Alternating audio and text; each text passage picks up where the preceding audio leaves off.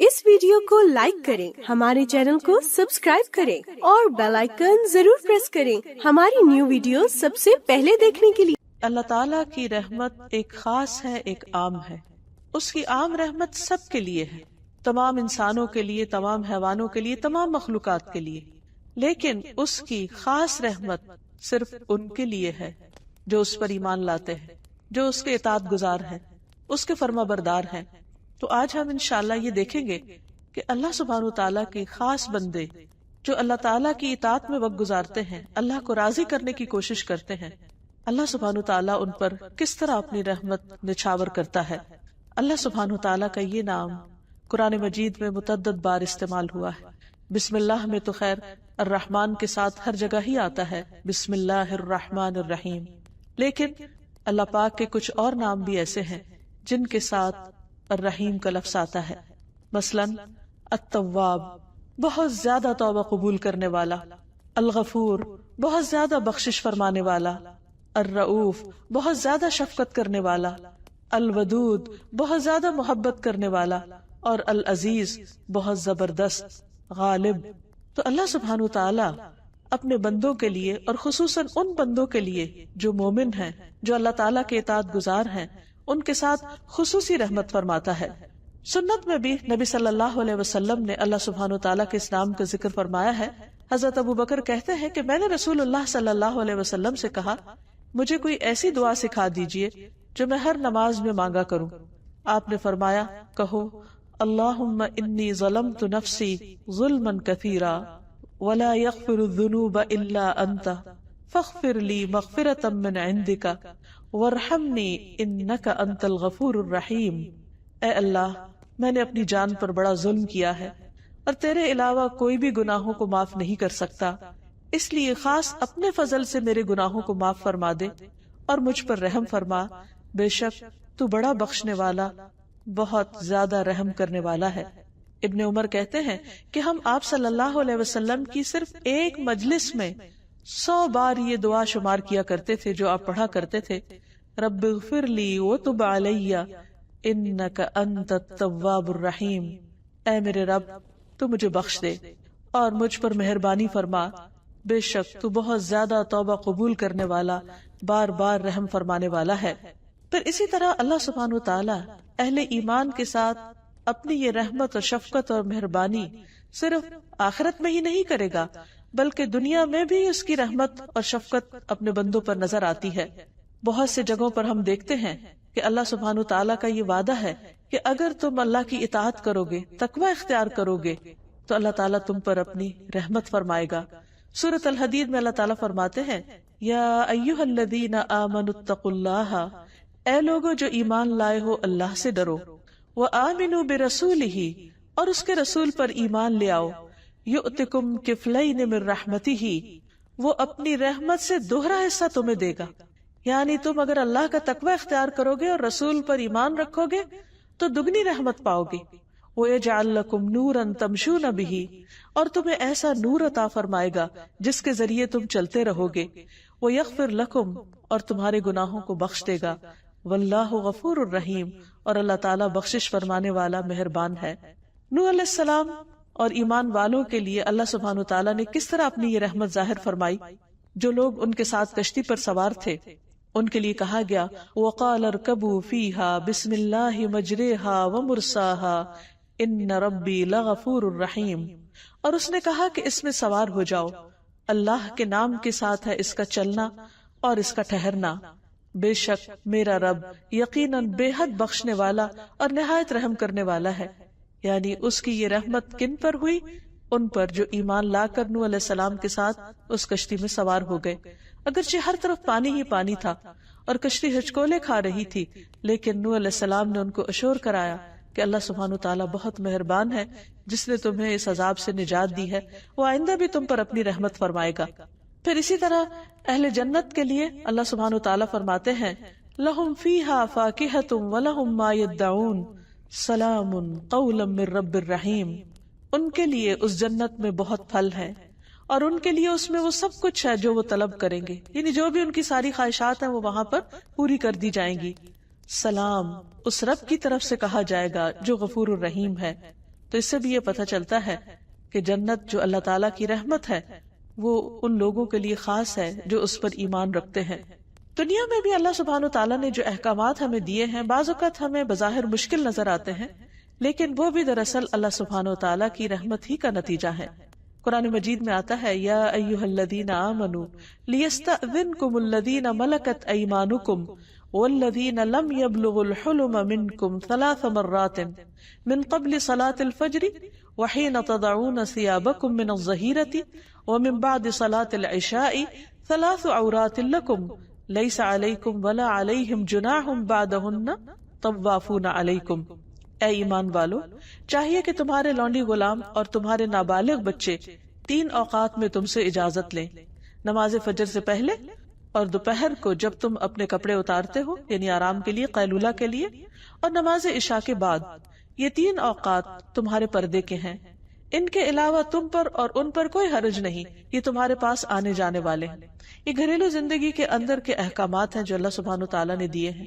اس میں بظاہر ایک رکاوٹ نظر آتی ہے، لیکن ابن عباس کہتے ہیں بلا شبہ اللہ عز و جل حلیم ہے اور مومنوں پر بہت رحم فرمانے والا ہے، اور وہ پردے کو پسند کرتا ہے، کیونکہ اس دور میں گھروں میں باقاعدہ دروازے نہیں ہوتے تھے اور پردے اور کپڑے کے پردے وغیرہ ہوتے تھے.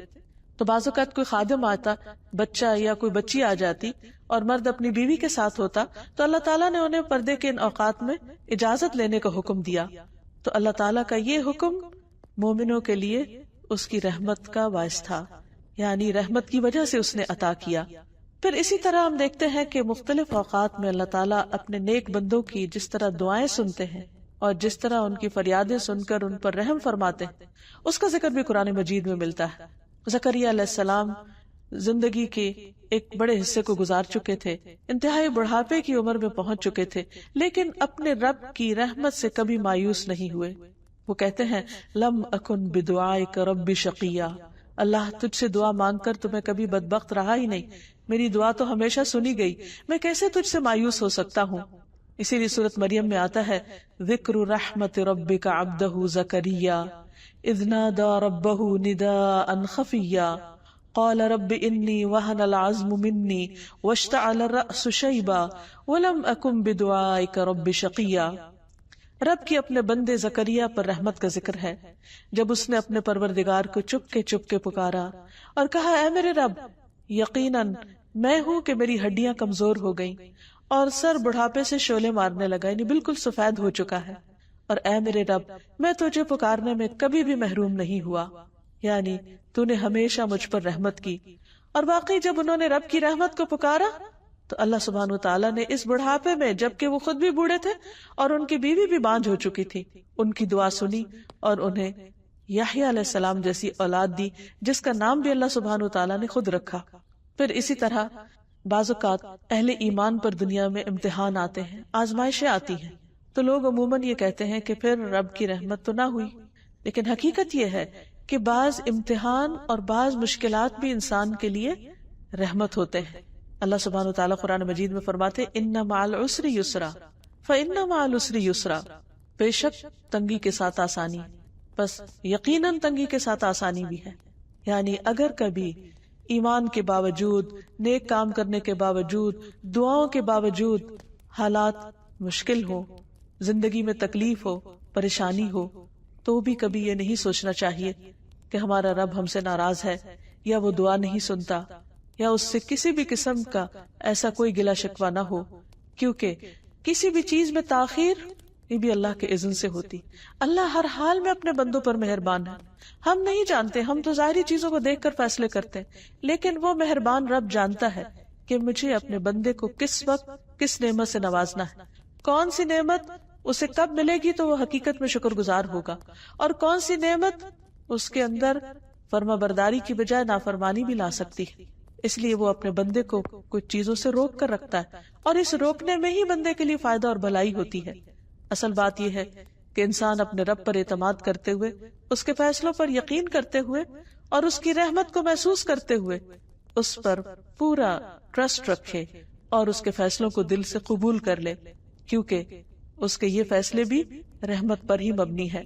نبی صلی اللہ علیہ وسلم کی اہلیہ حضرت عائشہ کہتی ہیں میں نے رسول اللہ صلی اللہ علیہ وسلم سے طاعون کے بارے میں پوچھا، پلیگ بیماری ہے، آپ نے فرمائی یہ ایک عذاب ہے، اللہ تعالیٰ جس پر چاہتا ہے بھیجتا ہے، لیکن بعض اوقات اس بیماری کا شکار مسلمان بھی ہو جاتے ہیں، تو پھر کیا وہ لوگ جو ایمان کی حالت میں ہیں یا وہ لوگ جو اچھے کام کر رہے ہیں اگر وہ اس بیماری کا شکار ہو جائے تو کیا ان پر بھی عذاب آ گیا؟ نہیں، فرمایا بے شک اللہ نے اس کو مومنوں کے لیے باعث رحمت بنایا ہے۔ وہ کس طرح؟ وہ اس طرح کہ اگر کوئی طاعون کی بیماری میں فوت ہو جاتا ہے تو وہ شہادت کا مرتبہ پاتا ہے، اور شہید کا درجہ اور رتبہ تو سب کو معلوم ہے۔ ایک اور روایت میں آتا ہے رسول اللہ صلی اللہ علیہ وسلم نے فرمایا جب زمین میں برائی عام ہو جائے گی تو اللہ تعالیٰ اہل زمین پر اپنا عذاب نازل فرما دے گا، اگر ان میں نیک لوگ ہوئے تو جو لوگوں کو پہنچا وہ ان کو بھی پہنچے گا، کیونکہ بعض اوقات ایسی چیزیں آ جاتی ہیں، کوئی طوفان آ جاتے ہیں، آندھی آ جاتی ہے، زلزلے آ جاتے ہیں، اس میں نیک و بد سبھی پس جاتے ہیں۔ تو ایسی صورت میں اگر وہ کسی قوم پر عذاب بھی ہو تو اس کے اندر پائے جانے والے اہل ایمان کے لیے وہ چیز بھی رحمت بن جاتی ہے۔ فرمایا پھر وہ اللہ کی رحمت کی طرف لوٹ آئیں گے، یعنی وہ اللہ سے اس حال میں جا ملیں گے کہ اللہ تعالیٰ ان سے راضی ہوگا اور وہ آخرت میں اللہ کی رحمت کو پالیں گے۔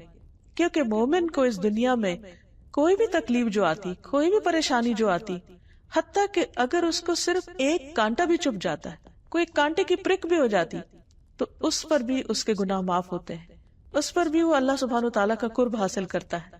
تو اس لیے مومن کے تو ہر حال میں خیر ہی خیر ہے، اس کے ہر حال میں بھلائی ہی بھلائی ہے، اور یہ چیز مومن کے سوا کسی کو نصیب نہیں کہ جب اس کو کوئی نعمت پہنچتی ہے اور وہ شکر ادا کرتا ہے تو اللہ تعالیٰ اس سے راضی ہوتا ہے، اللہ تعالیٰ اس سے خوش ہو جاتا ہے، اور اگر اسے کوئی تکلیف آتی ہے اور اس پر وہ صبر کرتا ہے تو اللہ سبحانہ وتعالیٰ کی رضا پاتا ہے، اور صبر پر اس کو بے حد و حساب اجر ملتا ہے۔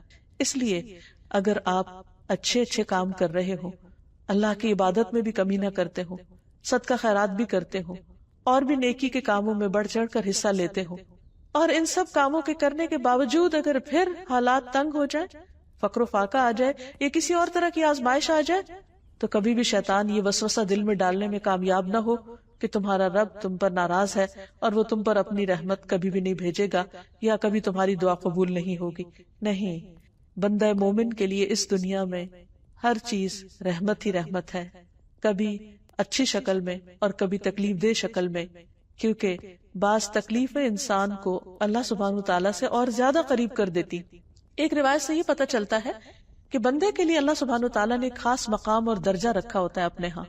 جب اللہ تعالیٰ دیکھتا ہے کہ بندہ صرف اپنے عمل کی بنا پر اس درجے کو نہیں پہنچ پا رہا تو وہ اس پر کوئی امتحان بھیج دیتا ہے، کوئی تکلیف بھیج دیتا ہے، اور جب وہ اس پر صبر کرتا ہے تو اس صبر کی وجہ سے وہ اس بلند منزل کو بہت تیزی سے پہنچ جاتا ہے۔ تو بعض اوقات ہم سوچتے ہیں کہ ہم تو اچھے کام کر رہے تھے، پھر ہم پر یہ مصیبت کیوں آئی، پھر ہماری یہ مشکل کیوں کھڑی ہوئی۔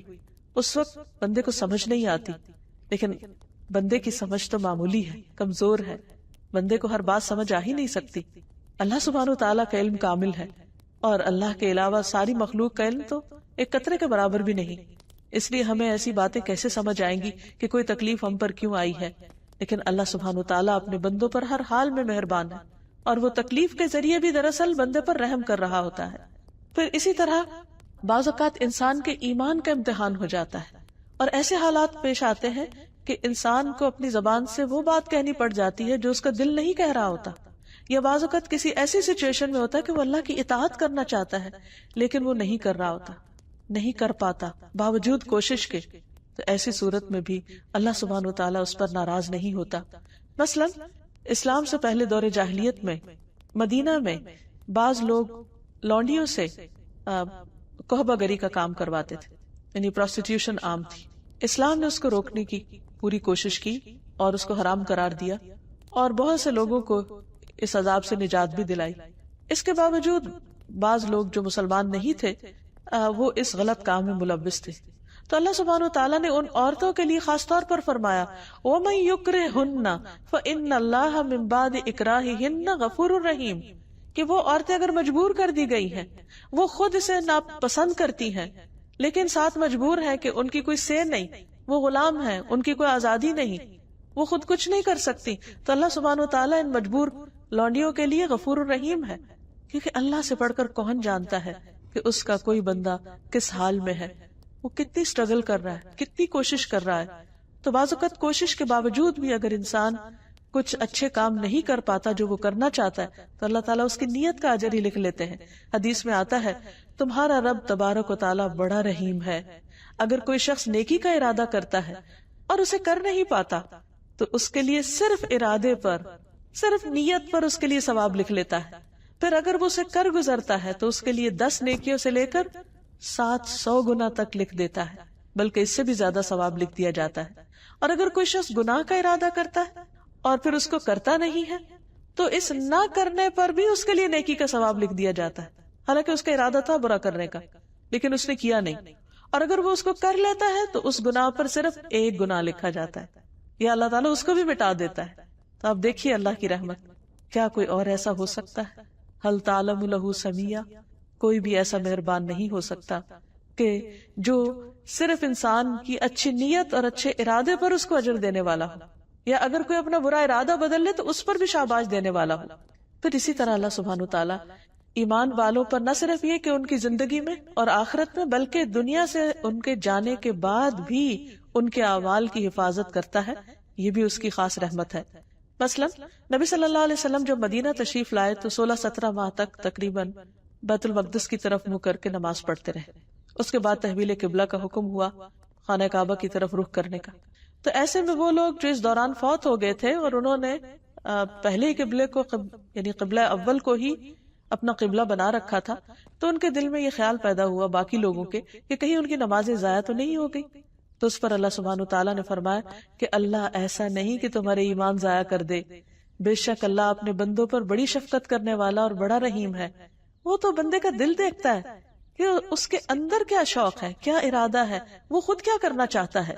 تو اگر ایک بندہ خود نیکی کا ارادہ کرتا ہے اور اچھی نیت کے ساتھ کوئی اچھا کام کرتا ہے لیکن اس کی سمجھ میں بات درست نہیں ہوتی وہ، تو بھی اللہ تعالیٰ اس پر اس کو اجر دے دیتا ہے. پھر ایمان والوں کی اولاد پر اللہ تعالیٰ رحمت کرتا ہے. سورۃ کہف میں ایک بہت خوبصورت واقعہ ملتا ہے جس میں موسیٰ علیہ السلام خضر علیہ السلام سے ملاقات کرنے کے لیے جاتے ہیں. پھر خضر علیہ السلام ان کو کچھ سکھانے کے لیے کشتی میں سوار ہوتے ہیں اور مختلف جگہوں کا ٹور کرتے ہیں. اس دوران وہ ایک بستی میں جاتے ہیں، وہاں سے کھانا مانگتے لیکن انہیں کھانا نہیں ملتا. راستے میں وہ دیکھتے ہیں چلتے ہوئے کہ ایک دیوار گرنے لگی ہے تو وہ اس کو تعمیر کر دیتے ہیں. موسیٰ علیہ السلام بہت حیران ہوتے ہیں کہ جس بستی والوں نے آپ کو کھانا نہیں دیا آپ ان کی دیوار تعمیر کر رہے ہیں. تو اس پر بعد میں جب انہوں نے اس کی وجہ بتائی فرمایا کہ وَأَمَّا الْجِدَارُ فَكَانَ لِغُلَامَيْنِ يَتِيمَيْنِ فِي الْمَدِينَةِ وَكَانَ تَحْتَهُ كَنْزٌ لَهُمَا وَكَانَ أَبُوهُمَا صَالِحًا فَأَرَادَ رَبُّكَ أَن يَبْلُغَا أَشُدَّهُمَا وَيَسْتَخْرِجَا كَنْزَهُمَا رَحْمَةً مِّن رَّبِّكَ. اور رہی دیوار تو وہ شہر میں 2 یتیم لڑکوں کی تھی اور اس کے نیچے ان دونوں کے لیے ایک خزانہ دفن تھا جو ان کا باپ ان کے لیے چھوڑ گیا تھا. اور ان کا باپ نیک آدمی تھا، وہ نیک آدمی دنیا سے چلا گیا، بچے چھوٹے ہیں، کوئی ان کی حفاظت کرنے والا نہیں. ان کے مال و متاع کی حفاظت اللہ سبحانہ وتعالیٰ خضر علیہ السلام کو بھیج کے کر رہے ہیں اور اس پر دیوار بنوا رہے ہیں. اور اس موقع پر جب ان کو انٹرٹین ہی نہیں کیا گیا لیکن پھر بھی اللہ نے ان کے دل میں یہ خیال ڈالا. اور اس کی وجہ کیا تھی کہ تیرے رب نے چاہا کہ یہ بچے اپنی جوانی کو پہنچ جائیں اور اپنا خزانہ نکال لیں تیرے رب کی طرف سے رحمت کرتے ہوئے. رحمت من ربک، یہ ہے رب کی رحمت کہ بعض اوقات اللہ سبحانہ وتعالیٰ وہاں سے ہماری حفاظت کر رہا ہوتا ہے کہ ہم خود بھی نہیں جانتے، ہمیں پتہ بھی نہیں ہوتا. اور اسی طرح آخرت میں بھی اللہ سبحانہ وتعالیٰ اپنے خاص بندوں کے چہروں کو روشن کر دیں گے اور انہیں اپنی رحمت میں لے لیں گے. جس طرح دنیا میں ان کی حفاظت کرتے رہے، آخرت کے عذاب اور آخرت کی پریشانیوں سے بچا کر ان کو اپنی خاص مہربانی اور اپنی رحمت میں جگہ عطا فرمائیں گے. اللہ سبحانہ وتعالیٰ نے ان یتیم بچوں کے مال کی حفاظت کی اپنی خاص رحمت کی وجہ سے. اور یہاں یہ بھی یاد رہے کہ جب اللہ تعالیٰ کسی پر رحمت کرنا چاہتا ہے، اپنا فضل فرمانا چاہتا ہے تو کوئی اس کو روک نہیں سکتا. بندوں میں تو عام طور پر کیا ہوتا ہے کہ ایک شخص اگر دوسرے پر احسان کرنے لگتا ہے اور کسی کو پتہ چل جاتا ہے تو عموماً اس کو روک دیا جاتا ہے دوسرے شخص کی کوئی خرابی یا کوئی کوتاہی بتا کر یا بعض اوقات جھوٹا الزام لگا کر. لیکن اللہ سبحانہ وتعالیٰ ساری رحمت اس کی اپنی، فضل اس کا اپنا، وہ جس پر چاہے کرے اور جب چاہے کرے، کوئی اس کو روک نہیں سکتا. ارشاد باری تعالیٰ ہے ما یفتح اللہ للناس من رحمت فلا ممسک لها وما یمسک فلا مرسل له من بعدہ وہو العزیز الحکیم. جو کچھ اللہ لوگوں کے لیے رحمت میں سے کھول دے، عطا کر دے، تو اسے کوئی بند کرنے والا نہیں۔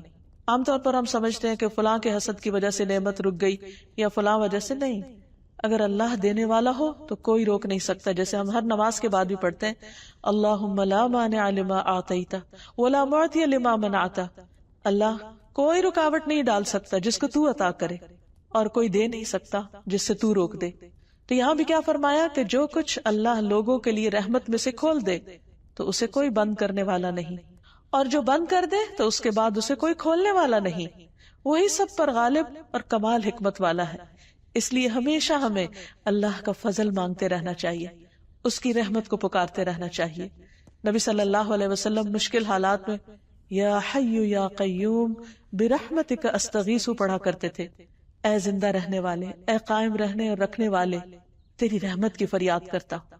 کیونکہ ہمارے پاس وہ نیک عمل نہیں ہے، ہمارے اندر تو وہ خوبی نہیں ہے کہ جس کی بنا پر اللہ سبحانہ تعالیٰ رحم فرمائے۔ ہاں، ہم اللہ سبحانہ تعالیٰ سے اس کا خاص فضل مانگتے ہیں کہ وہ اپنی جناب سے رحمت عطا کر دے۔ پھر بندہ مومن جب دنیا سے جانے لگتا ہے تو اس وقت اس کی روح نکالنے کے لیے بھی اللہ تعالیٰ رحمت کے فرشتے بھیجتے ہیں جو اس کے ساتھ مہربانی کا معاملہ کرتے ہیں اور خوشبودار کفن میں اس کو روح لپیٹ کر لے جاتے ہیں۔ تو آئیے یہاں ہم دیکھتے ہیں کہ اللہ سبحانہ تعالیٰ کی رحمت پانے کے اسباب کیا ہیں، ہمیں کیا کرنا چاہیے کہ اللہ سبحانہ تعالیٰ ہم پر اپنی رحمت فرمائے۔ سب سے پہلی چیز تو اللہ پر ایمان لانا ہے، اس کی اطاعت کرنا ہے، اس کا تقوی اختیار کرنا ہے۔ لیکن اعمال میں سب سے پہلا عمل جو اللہ سبحانہ تعالیٰ کی رحمت کا باعث بنتا ہے وہ نماز ہے۔ رسول اللہ صلی اللہ علیہ وسلم نے فرمایا، جب تم میں سے کوئی شخص نماز کے لیے کھڑا ہوتا ہے تو رحمت الہی اس کی طرف متوجہ ہوتی ہے، یعنی وہ اللہ کی خاص رحمت میں ہوتا ہے، لہٰذا اسے ادھر ادھر کنکریوں سے نہیں کھیلنا چاہیے، یعنی اسے بھی اللہ کی طرف متوجہ رہنا چاہیے کیونکہ اللہ تعالیٰ اس پر توجہ فرما رہے ہیں۔ پھر اسی طرح اللہ اور اس کے رسول صلی اللہ علیہ وسلم کی اطاعت یہ رحمت کا باعث بنتی ہے۔ سورۃ آل عمران میں فرمایا وَأَطِیعُوا اللَّهَ وَالرَّسُولَ لَعَلَّکُمْ تُرْحَمُونَ، اور اللہ اور اس کے رسول کا حکم مانو تاکہ تم پر رحم کیا جائے۔ اسی طرح قرآن مجید کی تعلیمات کی پیروی کرنا یہ بھی اللہ سبحانہ تعالیٰ کی رحمت کا ذریعہ ہے۔ سورۃ الانعام میں فرمایا وَهَذَا كِتَابٌ أَنزَلْنَاهُ مُبَارَكٌ فَاتَّبِعُوهُ وَاتَّقُوا لَعَلَّكُمْ تُرْحَمُونَ، اور یہ ایک کتاب ہے جسے ہم نے نازل کیا ہے، بڑی برکت والی ہے، بہت مبارک ہے، بس اس کی پیروی کرو، اس کتاب کو فالو کرو اور تقوی اختیار کرو تاکہ تم پہ رحم کیا جائے۔ یعنی اگر کوئی شخص یہ چاہتا ہے کہ اس پر اللہ تعالیٰ کی رحمت اور فضل ہو تو اسے چاہیے کہ قرآن سے رشتہ جوڑے، قرآن کی پیروی کرے، قرآن کو پڑھے، اس کو سمجھے اور اس کے مطابق اپنی زندگی بسر کرے۔ پھر اسی طرح ایک اور جگہ پر آتا ہے وَاكْتُبْ لَنَا فِي هَذِهِ الدُّنْيَا حَسَنَةً وَفِي الْآخِرَةِ إِنَّا هُدْنَا إِلَيْكَ قَالَ عَذَابِي أُصِيبُ بِهِ مَنْ أَشَاءُ وَرَحْمَتِي وَسِعَتْ كُلَّ شَيْءٍ فَسَأَكْتُبُهَا لِلَّذِينَ يَتَّقُونَ وَيُؤْتُونَ الزَّكَاةَ وَالَّذِينَ هُمْ بِآيَاتِنَا يُؤْمِنُونَ۔ موسیٰ علیہ السلام اور ان کے ساتھیوں نے دعا کی اور ہمارے لیے اس دنیا میں بھلائی لکھ دے، یعنی اس دنیا میں بھی ہمیں اچھا عطا کر اور آخرت میں بھی، بے شک ہم نے تیری طرف رجوع کر لیا، اللہ ہم تیری طرف پلٹ رہے ہیں، تیری اطاعت اور فرما برداری کریں گے، تو بھی ہم سے راضی ہو جا۔ تو اللہ تعالیٰ نے کیا فرمایا؟ فرمایا میرا عذاب میں اسے پہنچاتا ہوں جسے چاہتا ہوں، اور میری رحمت نے ہر چیز کو گھیر رکھا ہے، سو میں اسے ان لوگوں کے لیے ضرور لکھ دوں گا اپنی رحمت کو جو تقوی اختیار کریں گے اور جو زکوٰۃ دیں گے۔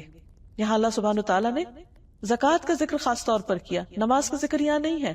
تقوی کے بعد زکوٰۃ کا ذکر ہے۔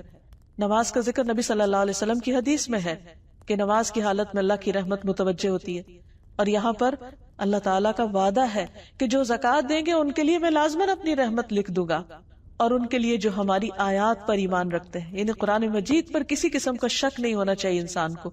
تو جو شخص یہ چاہتا ہے کہ اللہ اس پر مہربانی کر دے، اللہ تعالیٰ اس کی مشکلات آسان کر دے، تو اس کے لیے لازم ہے کہ وہ اللہ تعالیٰ سے ڈرنے والا ہو، اللہ تعالیٰ کی فرما برداری کرنے والا ہو، نہ صرف یہ کہ اپنی جسمانی عبادات میں بلکہ اپنی مالی عبادت میں بھی۔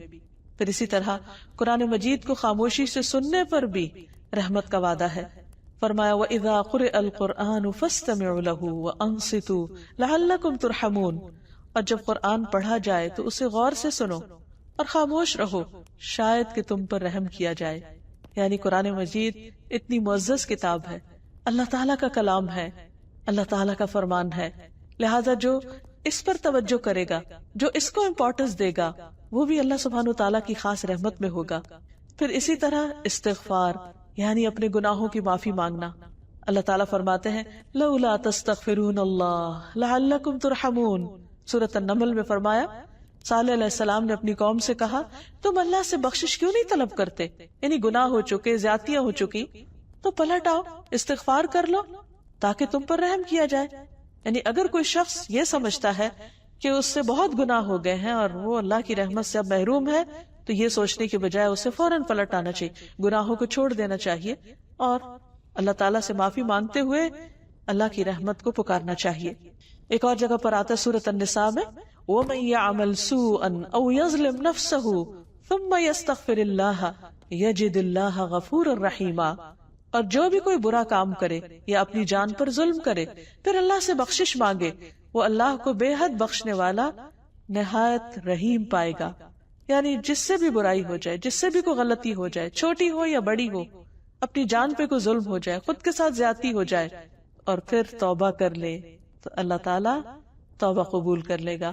جیسے آدم علیہ السلام نے جب وہ بھول کر اس درخت کا پھل کھا بیٹھے اور ان سے جنت کے لباس اتروا لیے گئے، تو اللہ سبحانہ تعالیٰ سے جب انہوں نے معافی مانگنا چاہی تو اللہ تعالیٰ نے رحمت فرماتے ہوئے خود ان کو کلمات سکھا دیے کہ کن الفاظ میں تم مجھ سے دعا کرو تو میں تمہاری دعا قبول کروں گا۔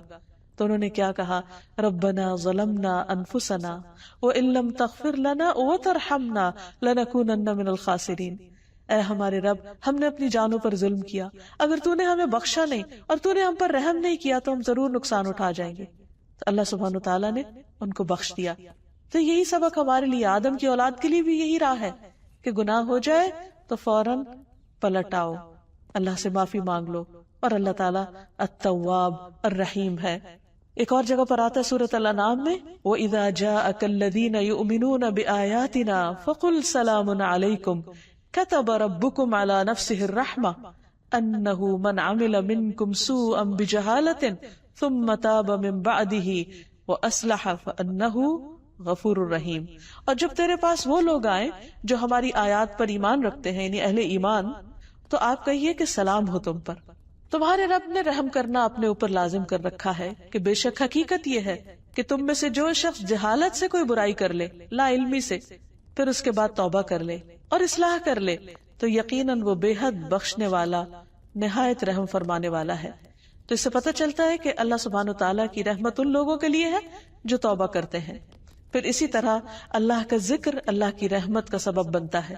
حضرت یسیرہ جو مہاجر صحابیات میں سے تھی، ان سے مروی ہے کہ نبی صلی اللہ علیہ وسلم نے ہم سے فرمایا، اے مسلمان عورتوں، اپنے اوپر لا الہ الا اللہ، سبحان اللہ اور اللہ کی پاکی بیان کرنا لازم کر لو، غافل نہ رہا کرو کہ رحمت الہی کو فراموش کر دو۔ یعنی ذکر سے غفلت رحمت سے دوری کی علامت ہے، اور جو ہی انسان اللہ کا ذکر کرنے لگتا ہے تو اللہ تعالیٰ کی رحمت اس کی طرف متوجہ ہو جاتی ہے۔ اور ان تسبیحات کو انگلیوں پر شمار کرو، یعنی انگلیوں پر گنا کرو اس ذکر کی تسبیح کو، کیونکہ قیامت کے دن ان سے بھی پوچھ گچھ ہوگی، ہاتھوں سے بھی سوال کیا جائے گا کہ کس کام میں لگے رہے، اور انہیں بولنے کی قوت دی جائے گی۔ تو جب یہ بولیں گے تو کیا بولیں گے؟ جو تسبیحات ان پہ پڑی ہوگی وہ بول کے انسان کے حق میں گواہی دیں گے۔ پھر اسی طرح رسول اللہ صلی اللہ علیہ وسلم نے فرمایا، جو لوگ اللہ کے ذکر کے لیے بیٹھتے ہیں، یعنی اکٹھے بیٹھتے ہیں، فرشتے انہیں گھیر لیتے ہیں، رحمت انہیں ڈھانپ لیتی ہے، سکینت ان پر اترتی ہے، اور اللہ تعالیٰ ان کا ذکر اپنے پاس موجود فرشتوں میں کرتے ہیں۔ پھر اسی طرح دوسروں کو معاف کر دینا چاہیے۔ اگر انسان یہ چاہتا ہو کہ اس پر اللہ سبحانہ وتعالیٰ کی رحمت ہو تو اسے چاہیے کہ وہ بندوں پر رحم کرے اور بندوں کے قصور معاف کر دے۔ پھر اسی طرح بندوں کی عیادت، بندوں پر رحمت اور شفقت، اگر کوئی بیمار ہو جائے تو خاص طور پر اس کا خیال کرنا۔ رسول اللہ صلی اللہ علیہ وسلم نے فرمایا، جب کوئی شخص اپنے کسی مسلمان بھائی کی عیادت کرتا ہے تو وہ جنت کے باغات میں چلتا ہے یہاں تک کہ بیٹھ جائے، اور جب وہ مریض کے پاس بیٹھ جاتا ہے تو اللہ کی رحمت اسے ڈھانپ لیتی۔ لیکن کچھ کام ایسے ہیں کہ اگر کوئی بندہ کرتا ہے تو اس پر رحمت نہیں آتی، جس میں خاص طور پر دوسروں پر رحم نہ کرنا، سنگ دل ہونا، دوسروں کے ساتھ زیادتی کرنا۔ نبی صلی اللہ علیہ وسلم نے فرمایا، رحمت سوائے بدبخت کے کسی سے نہیں چھینی جاتی۔ پھر اسی طرح بچوں کو پیار نہ کرنا، بعض اوقات جب بچے اپنے ماں باپ کے پاس ہوں تو ہر کوئی پیار کرتا ہے، لیکن اگر بچے اپنے والدین سے الگ ہیں تو عموماً ان کی طرف لوگ توجہ نہیں کرتے، خصوصی یتیم بچوں کی طرف۔ پھر اسی طرح اللہ سبحانہ و تعالیٰ کی اس صفت کے ساتھ دعائیں بھی مانگنی چاہیے، جیسے ابراہیم علیہ السلام اور اسماعیل علیہ السلام کی دعا ہے، ربنا وجعلنا مسلمین لک ومن ذریتنا امۃ مسلمۃ لک وارنا مناسکنا وتب علینا انک انت التواب الرحیم۔ اے ہمارے رب، اور ہمیں اپنے لیے فرما بردار بنا، اور ہماری اولاد میں سے بھی ایک امت اپنے لیے فرما بردار پیدا کر، اور ہمیں عبادت کے طریقے سکھا، اور ہماری توبہ قبول فرما، کیونکہ تو بہت زیادہ توبہ قبول کرنے والا مہربان ہے۔ اسی طرح موسیٰ علیہ السلام نے بھی اللہ کی صفت رحمت کے ساتھ دعا کی۔ اسی طرح اگر میت کے لیے دعا کی جائے تو اس نام کے وسیلے سے دعا کی جائے تو اللہ تعالیٰ انشاءاللہ اس پر بھی رحم فرمائیں گے، جیسے آتا ہے فاغفر لہ وارحمہ انک انت الغفور الرحیم۔ پھر اسی طرح جب بارش ہو تو اس وقت بھی دعا قبول ہوتی ہے، اس وقت بھی اللہ کی خاص رحمت مانگنی چاہیے۔ مسجد میں داخل ہوتے وقت رحمت مانگنی چاہیے، اللہم افتح لی ابواب رحمتک، اے اللہ میرے لیے اپنی رحمت کے دروازے کھول دے۔ پھر صرف اپنے لیے نہیں، دوسروں کے لیے بھی رحمت کی دعا کرنی چاہیے۔ نبی صلی اللہ علیہ وسلم نے ایک شخص کو مسجد میں قرآن پڑھتے ہوئے سنا تو آپ نے فرمایا رحمہ اللہ، اللہ اس پر رحم فرمائے، اس نے مجھے فلاں اور فلاں آیت یاد کرا دی جس کو میں کسی صورت میں بھول گیا تھا۔ حضرت عائشہ فرماتی ہے کہ نبی صلی اللہ علیہ وسلم میرے گھر میں تہجد پڑھ رہے تھے، آپ نے عباد کی آواز سنی، وہ مسجد میں نماز پڑھ رہے تھے، تو آپ نے فرمایا عائشہ کیا یہ عباد کی آواز ہے؟ میں نے عرض کیا جی ہاں۔ آپ نے فرمایا اللہم ارحم عبادن، اے اللہ عباد پر رحم فرما، یعنی جب کسی بندے کو اچھا کام کرتے ہوئے دیکھے تو اس کے لیے دعا کریں۔ اب سوال یہ پیدا ہوتا ہے کہ اللہ سبحانہ وتعالیٰ تو الرحیم ہے ہی، اس صفت کو جاننے کے بعد ہم پر کیا لازم ہوتا ہے، ہمیں کیا کرنا چاہیے؟ تو پہلی چیز یہ کہ ہمیں اللہ سبحانہ وتعالیٰ کی رحمت کو مختلف چیزوں کے اندر محسوس کرنا چاہیے، ہمیں اللہ کی رحمت سے مایوس نہیں ہونا چاہیے، ہمیں دوسرے بندوں کے لیے مہربان ہو جانا چاہیے، سنگ دلی، شقاوت اور بدبختی کی بجائے دلوں کی رحمت اور شفقت اور محبت سے اللہ سبحانہ وتعالیٰ کے سامنے حاضر ہونا چاہیے، سب لوگوں کے لیے رحیم ہونا چاہیے۔ نبی صلی اللہ علیہ وسلم نے فرمایا یہ نہیں کہ صرف اپنے دوست کے حق میں رحم دل بن جاؤ، بلکہ تمام لوگوں پر رحم کرنا ہوگا۔ نبی صلی اللہ علیہ وسلم نے خود کو فرمایا کہ انا نبی الرحمہ، میں نبی رحمت ہوں۔ اللہ تعالیٰ آپ کے بارے میں فرماتے وما ارسلناک الا رحمۃ للعالمین، ہم نے آپ کو جہان والوں کے لیے رحمت بنا کر بھیجا۔ اور یہ ایک بہت بڑی حقیقت ہے کہ آپ کے اندر دوسروں کے لیے بہت شفقت تھی، اور کسی کا بھی تکلیف میں پڑنا آپ کو بہت ناگوار ہوتا تھا، اور یہی دراصل رحمت ہے کہ انسان کسی اور کی تکلیف پر خوش نہ ہو بلکہ کسی کی تکلیف پر اس کے لیے اور زیادہ نرمی کر دے۔ نبی صلی اللہ علیہ وسلم نے فرمایا جنتی لوگ 3 قسم کے ہیں، حکومت کے ساتھ انصاف کرنے والے، یعنی اگر ان کو اقتدار ملے تو اس میں انصاف کا رویہ اختیار کرنے والے، صدقہ خیرات کرنے والے، توفیق عطا کیے ہوئے وہ آدمی جو اپنے تمام رشتہ داروں اور مسلمانوں کے لیے رحیم اور نرم دل ہو، وہ آدمی کہ جو پاک دامن پاکیزہ خلق والا ہو اور عیال دار بھی ہو لیکن کسی کے سامنے ہاتھ نہ پھیلائے۔ تو اللہ تعالیٰ سے دعا ہے کہ وہ ہم پر رحمت فرمائے اور ہمارے دلوں میں اپنی مخلوق کے لیے رحم ڈال دے۔ وآخر دعوانا ان الحمد للہ رب العالمین۔